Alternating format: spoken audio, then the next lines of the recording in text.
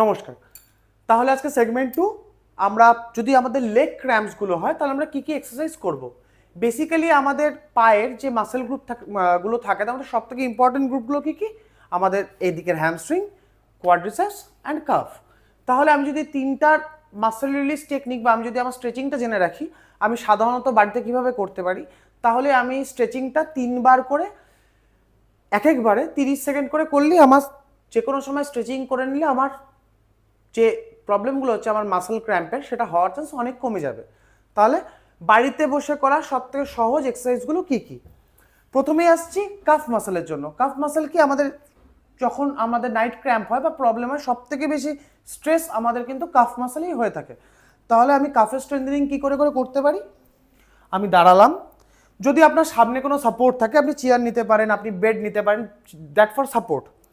আমার এই পায়ের কাপ মাসেলের স্ট্রেচিং হবে, তাহলে ওই পাটা পিছনে মনে রাখবেন, আমার পা যাতে ঘুরে না যায়, পা থাকবে সামনে ফরওয়ার্ড একদম সোজা, আর এই পাটা হলো আমার জাস্ট সামনে। তাহলে এই পাটা স্ট্রেচিং হচ্ছে, আমি কি হচ্ছে ফরওয়ার্ড বেন্ডিং করছি।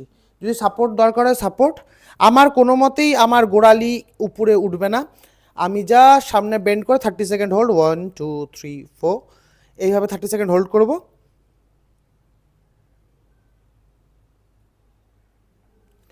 রিলিজ করার পর 5 to 10 second rest, then repeat 3 times. এটা হলো আমার কাফের জন্য।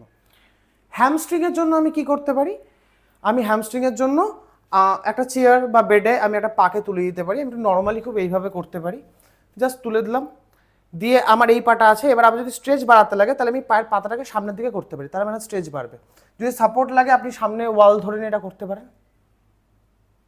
আমার এই হাঁটুটা সোজা হয়ে বেন্ড হবে আর আমার স্ট্রেচটা পুরো এখান থেকে যাবে।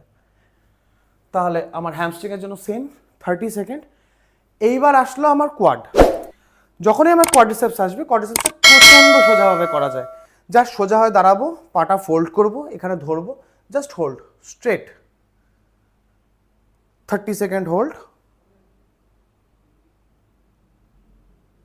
রিলিজ।